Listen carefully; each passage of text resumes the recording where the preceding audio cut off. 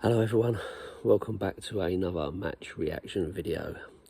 The sun might be really shining here in Dorset, but there is a horrible cloud above my head and I just can't seem to shake it.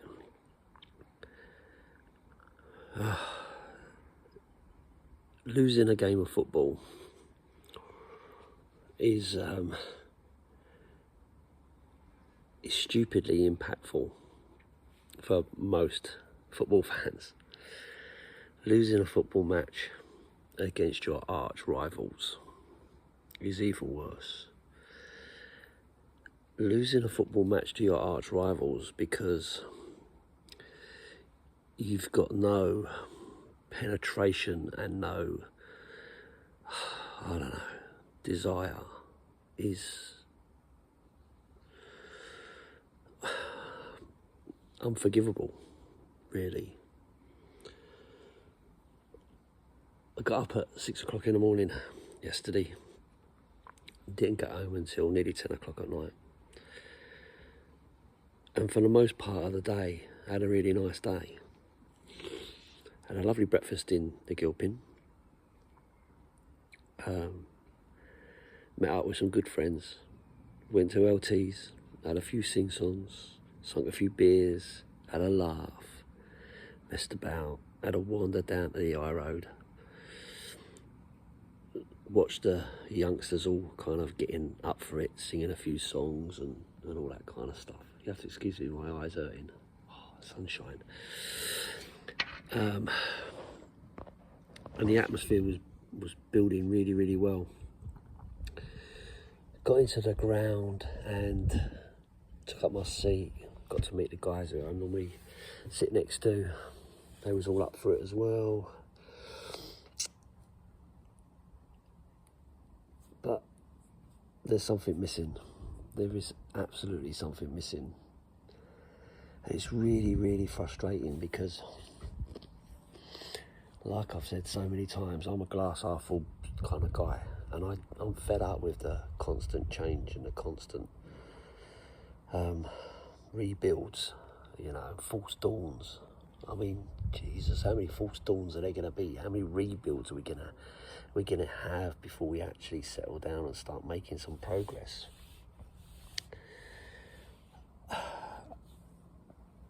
And listen, this is only one season in and the start of a second, and there's only 4 games played and we've lost 2 of them. And already the tide is turning massively against Ange. People talking about, you know, managers have got the sack for less and all that kind of stuff. And I get it. I really do get it. I'm just concerned that where do we go from here if that's the case? And it does feel like it. I mean, if you're you know, watching social media and that kind of stuff, and I've come out of most of it, to be honest with you. I don't do most of it now, but if you're looking at any of that stuff, it looks very much like it's already a done deal that Ange is going, and the fans want him out.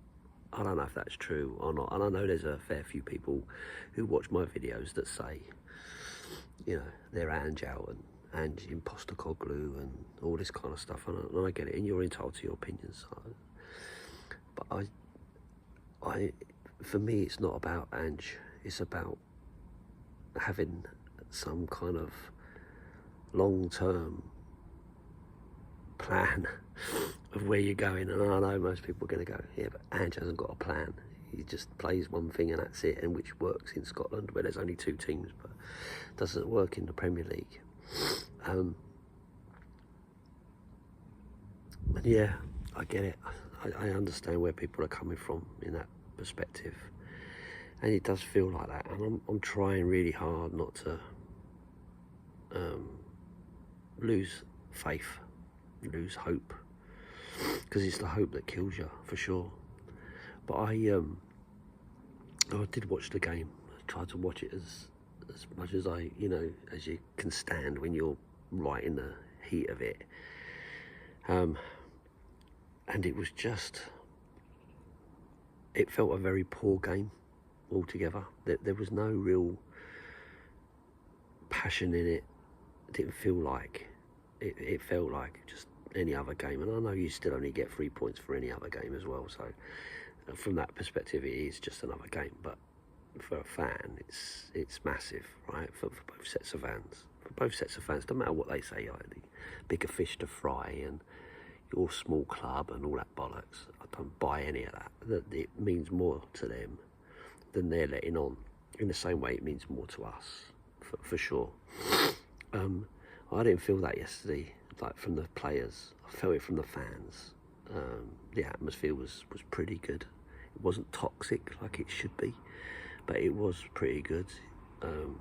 There was a fair bit of singing, there was a fair bit of chanting and stuff to try to egg the team on. Even when the goal went in, like the fans were right back behind the players. Come on, let's go, and singing up and stuff to try to egg them on, but it was to no avail.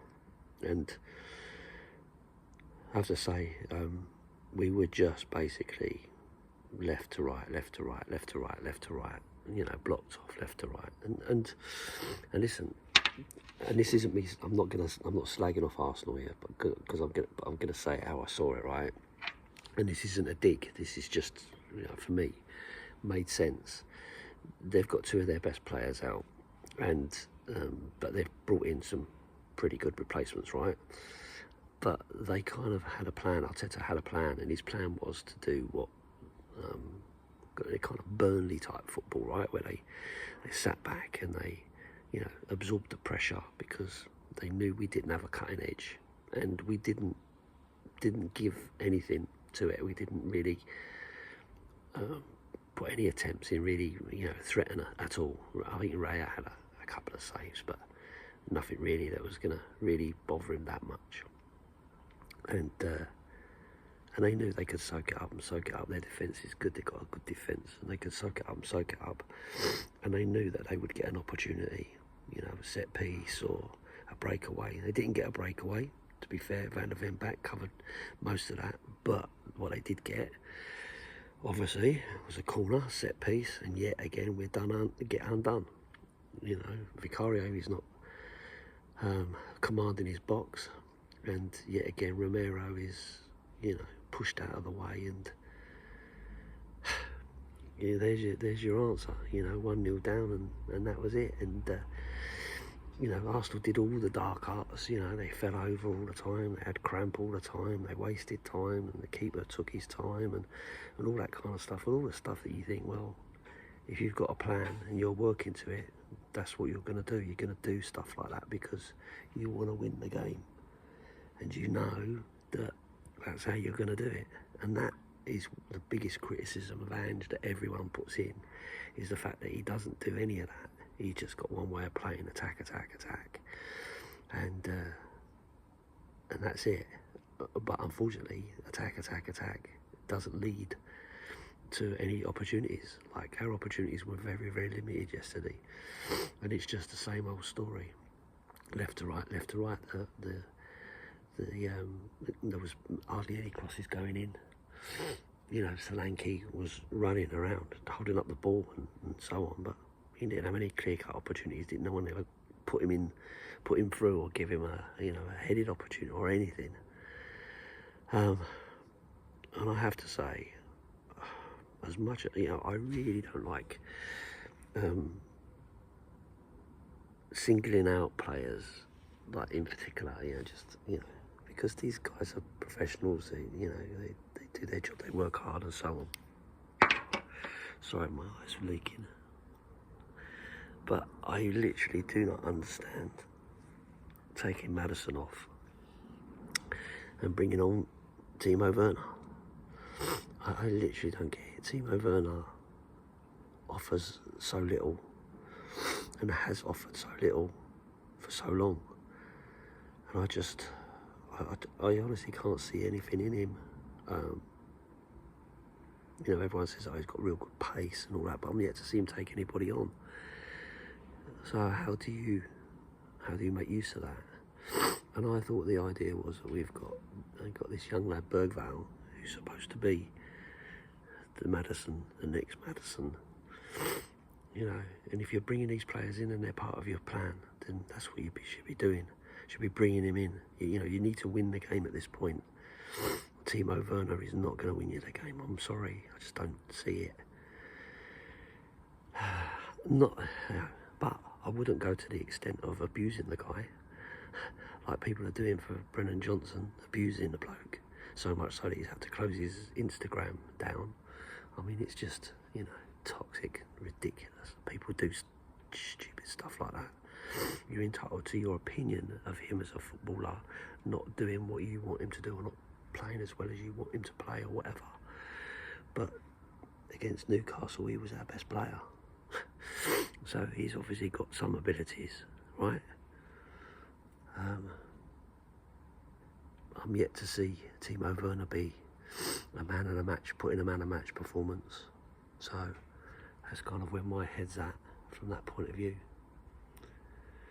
But anyway, listen, we move on.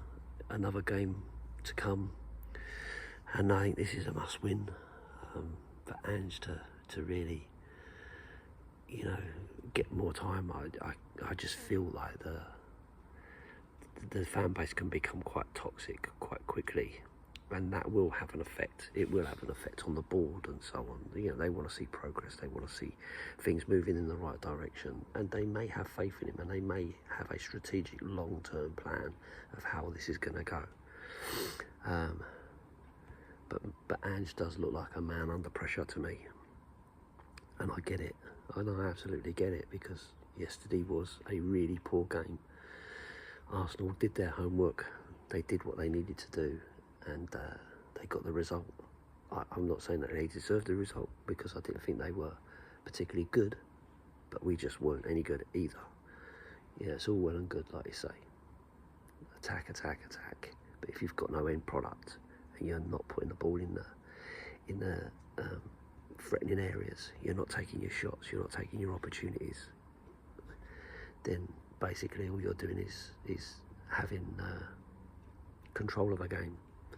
You know, you've just got a bit of a dominance of the ball, possession-based football, which is fine. Possession-based football is fine, but you've got to have an end product at the end of it all, and it just feels like we just haven't got that. We haven't got that balance right of taking those opportunities. And I guess I just think, kind of finishing off this issue of having a plan and playing a certain way. Other teams can work that out, you know, they can get it. But if you've got the right players and the best players for that type of football, then it shouldn't matter what the other team does. You should concentrate on what you do. And if you are, you know, dominating the ball, you know, pressing high and winning the ball back, turning it over, and then putting the ball into dangerous positions, taking shots and so on and so forth, eventually that's got to work for you. You've still got to be able to defend. You've still got to be able to defend. And our downfall yet again is a set piece, which is, you know, crazy to think. But, you know, most goals do come out of set pieces, don't they? So I guess it's what to expect, isn't it? You know, if you get lots of set pieces, one of them inevitably goes in. For us, it seems like every time there's a set piece, it goes in. And it's just really, really difficult to stay positive at the moment. So I totally understand why fans are turning. I did another poll of Ange in, Ange out. Needless to say, I did that straight after the game, and needless to say, there was a fair few more Ange out, and I'm losing patience than there was the first time. So we'll see. Onwards and upwards, eh? Carabao Cup, here we come. Ange said he always wins something in his second season. His words, mate, you don't really want to do that. Tottenham is the manager's graveyard. You know, Mourinho wins a trophy every club he goes to. Didn't at Tottenham. I know we took that opportunity away, but he didn't. And that's the one thing he's able to say. He wins everywhere. And we took that away from him. So, Ange, I'm sorry, but I wouldn't be counting your chickens too soon, to be honest. But listen, if you believe that you're being backed by Levy and he's going to give you everything you need and he's going to give you the time to do what you need to do, we'll see. Time will tell.